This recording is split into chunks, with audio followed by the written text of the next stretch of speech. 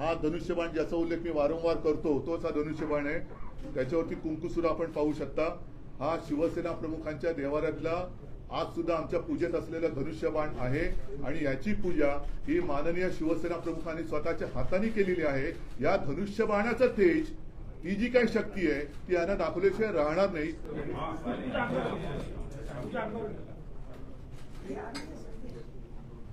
या बसा.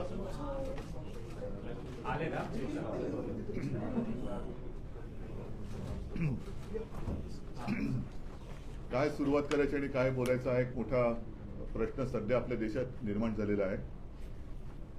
आज जो निवडणूक आयोगाने निकाल दिलेला आहे हा लोकशाहीच्या दृष्टीने अत्यंत घातक, किंवा मी तर असं म्हणेन की दुर्दैवाने आपल्या देशाच्या स्वातंत्र्याचा अमृत महोत्सव सुरू असताना आपल्या माननीय पंतप्रधानांनी एकदा लाल किल्ल्यावरून घोषणा करायला हरकत नाही की 75 वर्षाचं स्वातंत्र्य आता संपलेलं आहे आणि आता देशातली लोकशाही संपवून आम्ही बेबंदशाहीला सुरुवात केलेली आहे. आजपर्यंत आपण अनेक उदाहरणं पाहिलेली आहेत की जिथे सरकारची दादागिरी चाललेली आहे. अगदी न्याय यंत्रणा सुद्धा आपल्या दबावाखाली कशी येईल याच्याबद्दल गेले काही दिवस केंद्रीय कायदा मंत्री बोलतायत, राज्यसभेचे अध्यक्ष बोलतायत. त्यांना न्यायमूर्ती नेमण्याचे सुद्धा आता अधिकार पाहिजेत. मग असंच जर काही चालू राहिलं तर मी जे मगाशी म्हटलं की देशातली लोकशाही संपलेली आहे, लोकशाहीला भावपूर्ण आदरांजली वाहून आम्ही बेबंदशाहीला सुरुवात करत आहोत, हे बोलण्याचं धाडस तरी सर्व यंत्रणा घेऊन एकट्या लढणाऱ्या पंतप्रधानांनी दाखवला पाहिजे. आजचा हा जो काही निर्णय आहे तो अत्यंत अनपेक्षित आहे. कारण जवळपास 6 महिने ही लढाई सर्वोच्च न्यायालयात सुद्धा सुरू आहे. तिची आता 21 तारखेपासून सलग सुनावणी सुरू होईल. आणि मधल्या काळात मी आपल्याशी बोललो होतो की तो निकाल जोपर्यंत लागत नाही तोपर्यंत निवडणूक आयोगाने कोणताही निकाल देऊ नये. पक्ष कोणाचा बरोबर आहे, कोणाच्या बरोबर आहे, हे जर का केवळ आणि केवळ निवडून आलेल्या लोकप्रतिनिधींच्या आकड्यांवरती ठरवायला लागलो तर मग मात्र कोणी धनाढ्य माणूस निवडून आलेले आमदार खासदार विकत घेऊन पक्षाचा सर्वेसर्वा होऊ शकतो, देशाचा पंतप्रधान किंवा राज्याचा मुख्यमंत्री सुद्धा होऊ शकतो. हे सुद्धा मी मागे बोललेलो आहे. निवडणूक आयोगाबद्दल एवढंच मी म्हणेन की जी एक केस प्रशांत भूषण यांची एक केस सुरू आहे, नेमकी आता माझ्या लक्षात नाहीये, पण त्यांनी निवडणूक आयुक्ताबद्दलच शंका व्यक्त केलेली आहे की 24 तासात ही फाईल हल्ली कशी आणि यांची नेमणूक झाली कशी. मला आता असं वाटायला लागलेलं आहे की जसं न्यायाधीश नेमण्याची एक प्रक्रिया असते तशीच प्रक्रिया आता निवडणूक आयुक्त नेमण्यासाठी सुद्धा विरोधी पक्षांना सोबत घेऊन सुरुवात करण्याची आता गरज लागलेली आहे. चोराला राजमान्यता देणं हे काही जणांना घोषणावं वाटत असेल, पण शेवटी चोर हा चोरच असतो. आज जी दयनीय अवस्था आमच्यातल्या गद्दारांची झालेली आहे, मिंदे गटाची आणि त्यांना मांडीवर घेतलेल्या जगातल्या सगळ्यात मोठ्या पक्षाची जी एक दयनीय अवस्था झालेली आहे, त्यांना स्वतः लढण्याची हिंमत नाहीये. मी अनेकदा त्यांना आव्हान दिलेलं आहे की हिंमत असेल तर निवडणुका घ्या, अगदी लोकसभा पासून महापालिका तुम्ही एकत्र घ्या. ती निवडणूक घेण्याची काही त्यांची हिंमत झाली नाही. आता मला अशी शक्यता वाटायला लागलेली की ज्या पद्धतीने त्यांनी धनुष्यबाण आणि शिवसेना हे मिंदे गटाला दिलेलं आहे, म्हणजेच असं की कदाचित येत्या महिना 2 महिन्यामध्ये निवडणुका सुद्धा जाहीर होऊ शकतील महापालिकेच्या. कारण त्यांना कोणत्याही परिस्थितीत मुंबई महापालिका जिंकायचे, मुंबईच्या हातामध्ये भिकेचा कटोरा देऊन दिल्लीश्वरांच्या दारात उभी करायची आहे. ते जे काही त्यांचं स्वप्न आहे ते स्वप्न धनुष्यबाण त्यांना देऊन ते साकार करण्याचा प्रयत्न कदाचित करतील. न सांगावं, कदाचित उद्या आमची मशाल चिन्ह जे आहे चिन्ह ते सुद्धा ते घेतील. पण मशाल आता पेटलेली आहे. जेवढा अन्याय यंत्रणांचा वापर करून तुम्ही आमच्यावरती कराल त्या प्रत्येक अन्यायाचा बदला महाराष्ट्रातली जनता घेतल्याशिवाय राहणार नाही याची मला खात्री आहे. ठीक आहे, आजच्या पुरतं तरी त्यांनी धनुष्यबाण चोरलेलं आहे. ते धनुष्यबाण कागदावरचं आहे, पण जे दुसरं खरं धनुष्यबाण आहे ते आजही माझ्याकडे आणि ते कायमचं माझ्याकडे राहणार आहे. ते तुम्हाला मी आता दाखवतोय. एकूण काय की अनेकांना असं वाटलं असेल की आता शिवसेना संपली. शिवसेना ही अशी लेचीपेची नाहीये. आजपर्यंत पहिल्या दिवसापासून तेव्हा सुद्धा आमच्याकडे एक निशाणी नव्हती. हा धनुष्यबाण ज्याचा उल्लेख मी वारंवार करतो तोच हा धनुष्यबाण आहे. त्याच्यावरती कुंकू सुद्धा आपण पाहू शकता. हा शिवसेना प्रमुखांच्या देवाऱ्यातला आज सुद्धा आमच्या पूजेत असलेला धनुष्यबाण आहे आणि याची पूजा ही माननीय शिवसेना प्रमुखांनी स्वतःच्या हाताने केलेली आहे. या धनुष्यबाणाचं तेज, ती जी काही शक्ती आहे ती यांना दाखवल्याशिवाय राहणार नाही याची मला खात्री आहे, मला विश्वास आहे. आणि हा जो धनुष्यबाण आहे तो आमच्या पूजेमधला आहे. तो पूजेतच राहणार, तो पूजेतच राहणार. ठीक आहे, त्यावेळी सुद्धा जी काही लढाई झाली असेल, रावणाकडे पण धनुष्यबाण असेल, रामाकडे पण असेल, पण शेवटी विजय हा जसा रामायणामध्ये रामाचा झाला आणि 100 कौरव एकत्र आले म्हणून त्या पांडव हरले नव्हते.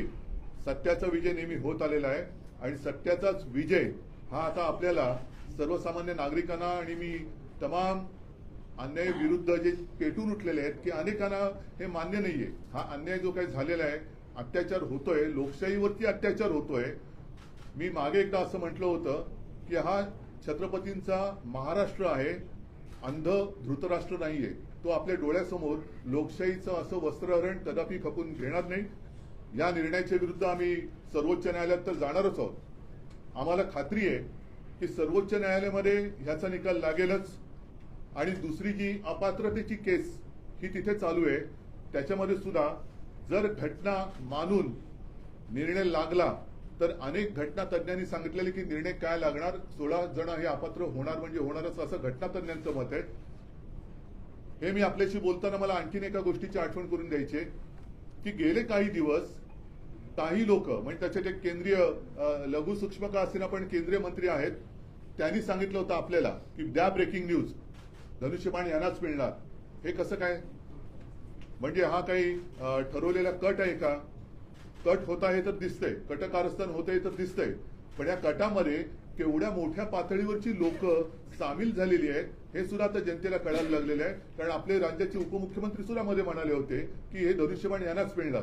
केंद्रीय मंत्री म्हणतात धनुष्यबाण यांनाच मिळणार आणि आज धनुष्यबाण त्यांनाच दिलं गेलं.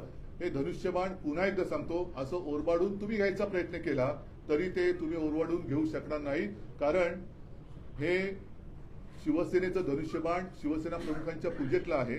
तुम्ही आतापुरतं तुम्हाला वाटत असेल, आता तिकडे जल्लोष चालला असेल, आपली चोरी पचली म्हणून चोरांना आनंद झाला असेल. शेवटी चोर तो चोर असतो. ज्याला स्वतः करण्याची काही मर्दानगी नसते तो नामर्दच अशी चोरी करू शकतो. म्हणून नामर्द किती जरी मातला तरी तो मर्द होऊ शकत नाही, हे सत्य आहे. त्याच्यामुळे आम्ही जोपर्यंत सुप्रीम कोर्टात जात नाही, कारण आता शुक्रवार आहे, लवकरात लवकर आम्ही जाणार, तोपर्यंत त्यांना धनुष्यबाणाचे पेढे खाऊ द्या. धनुष्यबाण त्यांनी चोरल्याचा आनंद त्यांना मिळू द्या. शेवटी चोर बाजारालाच जर का मान्यता मिळणार असेल तर मग बाकीच्या बाजाराला काहीच अर्थ राहत नाहीये. एकूणच सगळे बाजार गुणगे म्हणजेच लोकशाही हे आपल्या देशाला परवडणारं नाहीये. म्हणून पुन्हा एकदा सांगतो की शिवसैनिकांनो, शिवसेना प्रेमीनो, कुठेही खचू नका. मी तर कुठे खचलेलं नाहीये. मी पहिल्या दिवशी सुद्धा सांगितलं होतं की ही लढाई आता शेवटपर्यंत आपल्याला लढावीच लागेल आणि विजय आपलाच होणार. फक्त हिंमत सोडू नका, जिद्द खचून देऊ नका. बस मैदानात उतरलोय, आता विजयाशिवाय माघारी परतायचं नाही, एवढंच मी सगळ्यांना आवाहन करतो. बाकी आणखीन मला जे काही बोलायचं असेल ते येत्या 1-2 दिवसामध्ये मी वाटलं तर पुन्हा बोलेल.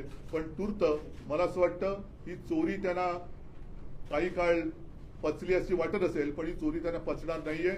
परत सांगतो की त्यांना शिवसेना प्रमुखांचा फोटो चोरावा लागतोय, त्यांना शिवसेना हे नाव चोरावं लागलंय, त्यांना शिवसेनेचं धनुष्यबाण चोरावं लागलेलं आहे. असे चोर कधीही मर्दानगी गाजू शकत नाहीत.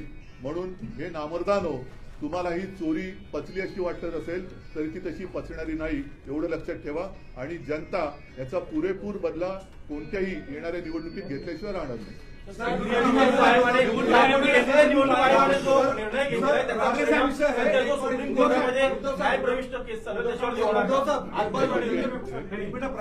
जो निर्णय घेतलेला आहे केंद्रीय निवडणूक आयोगाने त्याचा परिणाम जो न्यायप्रविष्ट सध्या न्यायालयात चालू आहे प्रकरण त्यावरती होणार मला नाही वाटत. कारण ज्या वेळेला हा विषय आला होता तेव्हा आमच्या वकिलांनी सांगितलं होतं न्यायमूर्तींना की ह्याचा निकाल लागत नाही तोपर्यंत निवडणूक आयोगाकडे ही केस देऊ नका, कारण ज्या पद्धतीने निवडणूक आयोगाचे वकील हे तिकडे कोर्टामध्ये फळ पडतंय कधी आणि आम्ही झेलतोय कधी अशा एका भावनेने उभे होते, तेव्हाच आमच्या डोक्यात आलं होतं की हे गडबड करणार, आणि त्याप्रमाणे त्यांनी अंधेरीच्या पोटनिवडणुकीच्या आधी ही गडबड केलीच. परंतु शेवटी न्याय संस्था ही स्वतंत्र आहे आणि आमचा न्यायमूर्तींवरती, सर्वोच्च न्यायालयावरती नितांत विश्वास आहे. संपूर्ण आता आज त्यांनी निकाल म्हणजे आज त्यांनी सांगितले की 21 तारखेपासून सुनावणी सुरू होईल. आज जे न्यायमूर्ती बसले त्यांच्या समोर ही केस चालणार आहे. प्रत्येक कंगोरा तपासून घेऊन लोकशाहीसाठी म्हणून, लोकशाही जिवंत ठेवण्यासाठी म्हणून या केसकडे केवळ देशाचंच नाही तर जगाचं लक्ष आहे. कारण या देशामध्ये शेवटी काय चाललंय हे परदेशातनं सुद्धा बघतायत. जर का माध्यमांच्या कार्यालयावरती धाडी टाकल्या जात असतील आणि पक्ष असे संपवले जात असतील तर या देशामध्ये यावं की नाही हे परकीय गुंतवणूकदार सुद्धा आता बघत असतील आणि परदेशात राहणारे भारतीयांची सुद्धा याच्यावरती भवितव्य ठरणार आहे. निवडणूक आयोगाकडे तुम्ही सर्वाधिक जास्त प्रतिज्ञापत्र दाखल केले होते. आता हा महत्वाचा मुद्दा तुम्ही लावला असं आता हा अत्यंत महत्वाचा मुद्दा आहे. हा मुद्दा माझ्याकडनं सुटला होता, तुम्हाला मी खास आभार मानतो. कारण हे गेले काही दिवस यांनी जे काही निवडणूक आयुक्तांनी थोतांड केलं ते थोतांड एवढं भयानक आहे की आमच्याकडे त्यांच्याकडनं लेखी मागणी काय आहे, तुम्ही आम्हाला तुमच्या सदस्यांची पदाधिकाऱ्यांची शपथपत्र द्या. ती शपथपत्र आम्ही दिलेली आहेत. तुम्ही तुमच्या सदस्यांची सुद्धा अर्ज द्या. ते अर्ज आम्ही लाखांमध्ये दिलेले आहे. मग हा खटाटोप कशाला सांगितलं आम्हाला? जर तुम्ही मागितलं होतं ते आम्ही दिलं, त्यांनी जे मागितलं ते त्या फॉर्मॅटमध्ये आम्ही दिलं. मग हे जर शेण खायचं होतं तर ते आधीच खायचं होतं ना शेण. आज निवडणूक आयुक्तांनी जे काही शेण खाल्लेलं आहे ते त्याने शेणच खायचं होतं, तर आम्हाला खटाटोप करायला का लावला? तो राजकीय प्रश्न मुळात आता तुमच्या जी निकालानंतर मुख्यमंत्री एकनाथ शिंदेची प्रतिक्रिया आहे की बाळासाहेबांचे विचार माझेच होते, आमचेच होते, मूळ शिवसेना आम्हाला मिळाली. दुसरीकडे भाजपचे नेते स्पष्ट म्हणतात की तुम्ही हिंदुत्वाचा त्याग केला, काँग्रेसची नाही. हिंदुत्वाचा त्याग केला म्हणजे काय केलं? नाही, हिंदुत्वाचा त्याग केला म्हणजे काय केलं असं त्यांना म्हणायचंय. मी काँग्रेस बरोबर जर का भारतीय जनता पक्षाने माझ्या पाठीत वार केल्यानंतर, शिवसेनेच्या पाठीत वार केल्यानंतर आम्हाला काँग्रेस राष्ट्रवादी बरोबर जायला लागलं म्हणून आम्ही जर का हिंदुत्वाचा त्याग केला असेल तर मोहन भागवत मशिदीत गेले ते हिंदुत्व त्यांनी सोडलं नाही का? काल परवाकडे नरेंद्र मोदी येऊन चपाती लाटून दिले ते त्यांनी हिंदुत्व सोडलं नाही का? म्हणजे त्यांनी काही केलं तरी त्यांनी ते हिंदुत्व, म्हणजे उद्या त्यांनी नमाज पडला तरी आम्ही त्यांना हिंदू मानायचं.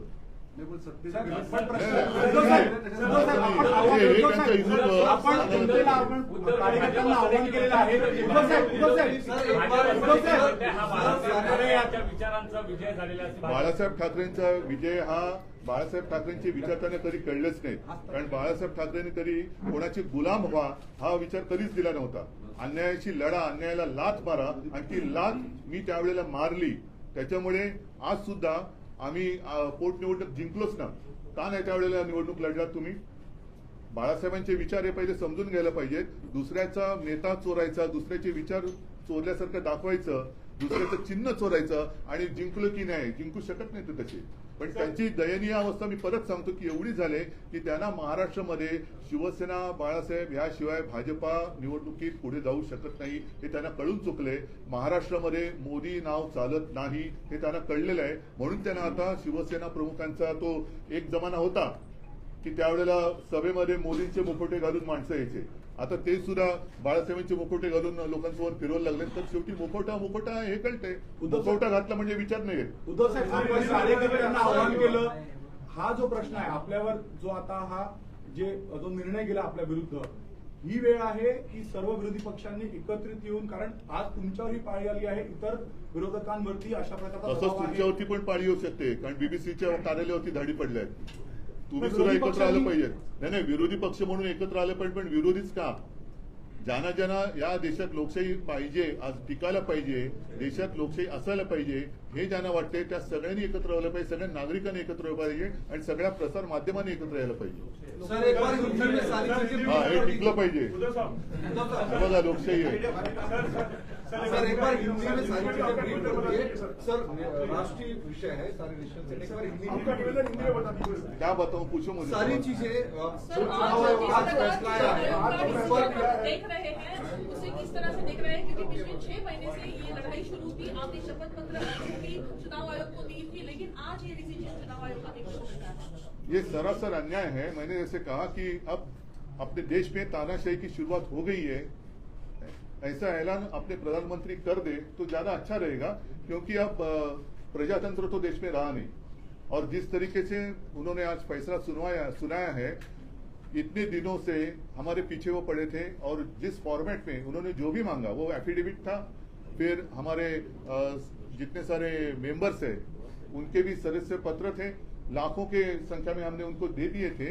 इसके बावजूद आज वो अगर कहते हैं कि सिर्फ विधायक और सांसदों के ऊपर पार्टी किसके पास है ये तय उन्होंने किया, तो ये अन्याय है। फिर इतने दिनों तक हमें क्यों ये सब एक्सरसाइज करवाया?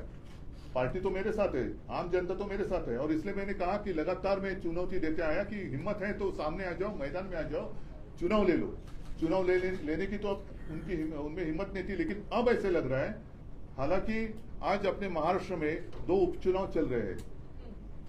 म्हणजे साधारणतः आपण असं मानतो की आचारसंहिता असताना तिकडे कोणी काय करू नये, अगर वो कानून खुद निवडणूक आयोग ही तोड़ रहा है, जिस राज्य में आचार संहिता जारी है उसी वक्त उन्होंने फैसला दिया है, तो अब ऐसे लगने लगा कि जिस जल्दबाजी में उन्होंने हमारा धनुष्यबाण और नाम उनको दे दिया है, तो शायद अब आने वाले 2-3 महीने में वो इलेक्शन भी ले लेंगे। सर आपने कहा था कि लाल किले से प्रधानमंत्री को ऐलान कर देना, ऐलान करना चाहिए। अगर देखो, हम तो कहते कि अब तो वो तो कहते कि पहले कांग्रेस ने भी सरकार गिराई थी, उन्होंने भी, अगर उन्होंने ऐसे किया था तो इसलिए तो आप तो लोगों ने चुन तक लाया ना वहां पर। अगर कांग्रेस ने उस वक्त इमरजेंसी लागू की थी तो आप भी इमरजेंसी लागू करना चाहते हैं, लेकिन उस वक्त इंदिरा जी में इतनी एक हिम्मत थी कि हाँ मैं इमरजेंसी देश में डिक्लेयर कर रही हूँ, उन्होंने डिक्लेयर किया था। ये तो इनमें हिम्मत नहीं है। सर आपने कहा कि चुनाव आयोग निष्पक्ष नहीं है, तब ये फैसला सुनाया है, क्या आप इस फैसले को सर्वोच्च न्यायालय में चुनौती देंगे? बिल्कुल हम चुनौती देंगे। आपको अभी भी निष्पक्ष लग रहा है? बिल्कुल लग रहा है, और हमारा मानना है कि वो अभी आखिरी एक उम्मीद है। देश की जो कोर्ट है, देश का सर्वोच्च कोर्ट है, वो आखिरी उम्मीद रही है कि ये प्रजातंत्र देश में जिंदा रहे या मर जाए। इलेक्शन कमिश्नर की नियुक्ती को लेकर नए सिस्टम की जरूरत है। बाळासाहेब ठाकरेंच्या भाषणाचा एक व्हिडिओ ट्वीट केलाय। सर इलेक्शन कमिश्नर की नियुक्ति को लेकर जिस तरह से न्यायाधीशों की नियुक्ति हुई उस तरह का एक पैनल होना चाहिए। पैनल होना चाहिए, क्योंकि ये तो सरासर दिख रहा है कि उनका गुलाम है। ये इलेक्शन कमिश्नर है और उनके खिलाफ प्रशांत भूषण की केस भी लड़ रहे हैं। उन्होंने सब वो मुद्दे दिए हैं कि कैसे 24 घंटों में उनकी फाइल हिली, कैसे क्या हुआ। तो जिस तरीके से अब वो न्याय व्यवस्था भी अपने अमल के नीचे लेना चाहते हैं। सर भाजपा के लोग कह रहे हैं कि बाला साहब ठाकरे के विचारों की जीत है कि भाजपा के कौन से लोग? क्योंकि भाजपा के असली लोग जो है, भाजपा के असली लोग है दिखाई नहीं दे रहे, सब बाजारू लोग वहाँ है और वही ज्यादा बकते हैं। सर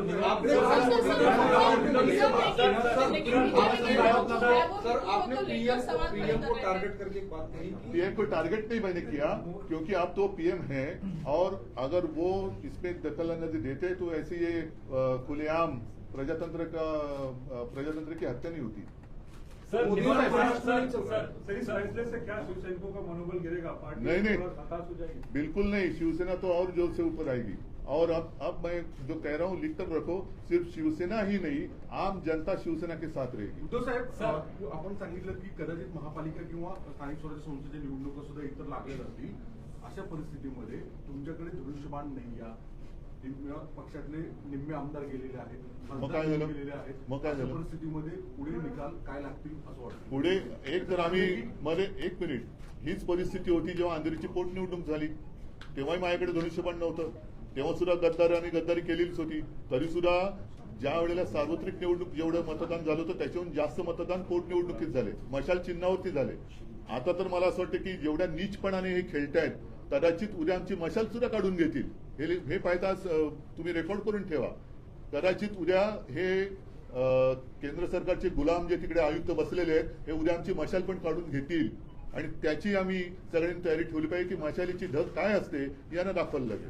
सर, सीएम आवास से लेकर जगह जगह पर सेलिब्रेशन हो रहा है.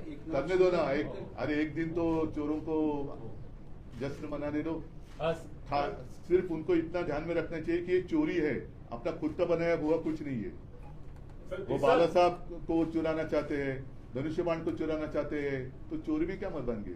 सर, अमित शहा महाराष्ट्राच्या दौऱ्यावर आहेत. अमित शहा महाराष्ट्राच्या दौऱ्यावर आहेत, त्याच दरम्यान हा निकाल येतोय. हे सगळं मग काय तुम्हाला वाटतं म्हणजे अमित शहा आता काय सगळे जर का वरपासून खालपर्यंत मिळालेले असतील आणि सगळ्यांनी जर का हातात हात घालून, मला फक्त एवढंच म्हणायचंय की आपल्या देशातला जो एक लोकशाही म्हणून विषय आहे तो आपण आपल्या डोळ्यादेखत संपवताना गपचूपपणे पागणार आहोत का, हा मुद्दा केवळ महाराष्ट्रातल्या नव्हे तर देशातल्या जनतेने विचार केला पाहिजे. आणि त्यावेळेला जशी त्या वेळेला इंदिरा गांधींना देशाने नाही म्हटलं तरी शिक्षा दिली होती, इंदिरा गांधींचा पराभव केला होता, त्यांना पर्याय कोण हा विचार न करता त्यांना हरवलं होतं. तसाच विचार करण्याची आता वेळ आलेली आहे की पर्याय कोणी असेल पण हे जुलमी अत्याचारी राजवट नको, हा विचार आता देशातल्या प्रत्येकाने केला पाहिजे. सर, आपने मराठी में कहा बाला साहब धनुष्यबाण का निशान दिखा आपने, बाला साहब उसकी पूजा करते थे, आज भी हम भी करते. हाँ सर, उसी को थोड़ा सा हिंदी में आप एक्सप्लेन कर दीजिए. एक चीज दूसरी, जो एक केंद्रीय मंत्री ने कहा था कि धनुष्यबाण इनको दे दो, उसको लेकर आपने आरोप लगाया. इन दोनों सवालों का हिंदी में जवाब. अभी आपने जो सवाल पूछे उसमें उत्तर आ ही गए ना. धनुष्यबाण तो मैंने पहले दिखाया आपको, वो वही धनुष्यबाण है जिसकी पूजा आज भी होती है और जिसकी पूजा बाला साहब अपने हाथों से करते थे. तो इन्होंने भले कागज पे धनुष्यबाण चुराया होगा लेकिन असली धनुष्यबाण मेरे पास है. और उस धनुष्यबाण की ताकत जिसकी पूजा बाला साहब ने की है, वो जो उसमें शक्ति है, वो शक्ति की ताकत इनको दिखेगी. सर्वोच्च न्यायालय महाराष्ट्र में क्यों नहीं चलता? आपने कहा कि मोदी का चेहरा महाराष्ट्र में नहीं चलता. वो पता चला मोदी का चेहरा महाराष्ट्र में नहीं चलता, इसलिए अब बाला साहब का नकाब पहन के वो सारे भाजपाई मैदान में उतरना चाहते हैं. बाला साहब नाम ही चल रहा है, धनुष्यबाण चलता है, शिवसेना चलता है, भाजपा की जादू नहीं चल रही है. जो पिछले चुनाव हो गए 5, उनमें से कितना भाजप सिर्फ एक जीत गई पदवीधर मध्ये, आणि तो सुद्धा उमेदवार आमचा चोरलेला. म्हणजे उमेदवार भी उनको चोरी करना पड़ता है. पण सर्वोच्च न्यायालयामध्ये देखील उद्धव साहेब एक मोठं आव्हान असणार आहे, कारण आजही 7 जजेसच्या कॉन्स्टिट्यूशन बेंचकडे हे प्रकरण वर्ग करण्यासाठी एक रिमार्क पास केले गेलेला आहे की 21 फेब्रुवारीला आम्ही विचार करू. तोपर्यंत आमच्याकडे तो आव्हान, त्याला तुम्ही कसं आव्हान काय, जो असे शेवटी जर 5 न्यायमूर्ती त्यांच्या यांनी न्याय देऊ शकत असतील तर आम्हाला काही अडचण नाहीये. त्यांनी आमचं म्हणणं एवढंच आहे की जसं आता निवडणूक आयोगाने एक खेळ केला की त्यांनी प्रतिज्ञापत्र आमच्याकडनं घेतली, त्यांनी सदस्यपत्र आमच्याकडनं घेतली आणि वरकरणी सगळं आम्ही खूप खोलात जातोय असं दाखवून, मी मागाशी म्हटलं ते परत सांगतो की शेण खायचं ते खाल्लंच. त्याच्यामुळे आमचा विश्वास आता न्यायमूर्तींवरती आहे. ते अत्यंत निपक्षपातीपणाने आजपर्यंत सगळं तो कारभार चाललेला आहे आणि त्यांनी घटनाक्रम जो काय आहे, पहिलं काय घडलं, दुसरं काय घडलं, त्याच्याप्रमाणे घटनाक्रम लक्षात घेऊन ते विचार करतायत असं आम्हाला वाटतं. आणि तीच एक शेवटची आशा आहे, कारण ती जर का आशा आता संपली तर मग आपल्या देशामधल्या निवडणुकाच रद्द करून एक छत्री अंमल सुरू करायला काय हरकत नाही. निवडणुकांचं तरी लोकांना कशाला तुम्ही रांगेत उभं करता. राज्यपाल भगतसिंह कोश्यारी यांच्या विरोधात तुम्ही प्रचंड आंदोलन केलं, त्यांना हटवण्याची मागणी केली, त्यानंतर आज त्यांचा शेवटचा दिवस होता, जाता जाता अपशकून झाला असं वाटतं.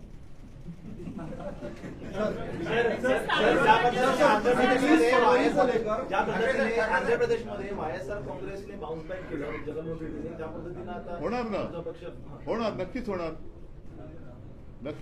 म्हणून मी सांगितलं ना की तुम्हाला लक्षात असेल की जेवढी शिवसैनिक मला भेटतात त्यांना मी सांगितलं की मी 19 जून 1966च्या मानसिकतेत आहेत. ज्या वेळेला शिवसेना प्रमुखांनी शिवसेनेची सुरुवात केली तेव्हा तर आमदार खासदार काही नगरसेवक पण नव्हते, पण त्याच्यानंतरच्या निवडणुकीपासून जो शिवसेनेचा इतिहास आहे तो बघतात तुम्ही. अनेकांना शिवसेनेने मोठं केलं. आता काय झालेलं आहे, शिवसेना प्रमुखांनी आणि शिवसेनेनी जेवढं काही देता येणं शक्य होतं ते देण्याचा प्रयत्न केला, पण ही जी माणसं ज्यांनी सगळं काही घेतलं त्यांनी सगळं घेण्याचं काम केलं, पण मनाचा मोठेपणा त्यांच्यात आलाच नाही, कारण मनाचा मोठेपणा हा देता येत नाही. सर 21 फरवरी को लेकर कितना आशान्वित है और 21 फरवरी को फैसला आने वाला है. 21 फरवरी को फैसला नहीं आने वाला.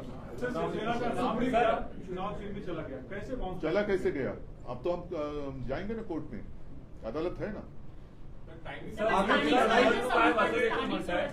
विधानसभांच्या निवडणुका आता लवकर जाहीर होतील असं वाटतं का? आणि हो, त्याला नक्की तुम्ही वाटतं. कसे- कारण त्याच्यासाठी त्यांनी हा निकाल ठरवून दिलेला आहे आणि ठरवून निकाल दिल्यानंतर अगदी 2-5 दिवसामध्ये जर का 227-236चा निकाल लागून सुद्धा निवडणुका महापालिकेच्या लागल्या तरी मला नवल नाही वाटतात. तुम्ही कसे सामोरे जाणार? कारण आम्ही मर्दासारखे सामोरे जाणार. सर आने वाला समय सर किस तरह से आप अपनी लड़ाई लड़ेंगे, क्योंकि बहुत सारे नेता जो छोड़कर गए कहीं ना कहीं उनकी भी अपनी नेता इलाके गए, में- लेकिन जिन्होंने उनको नेता बनाया वो मेरे साथ है.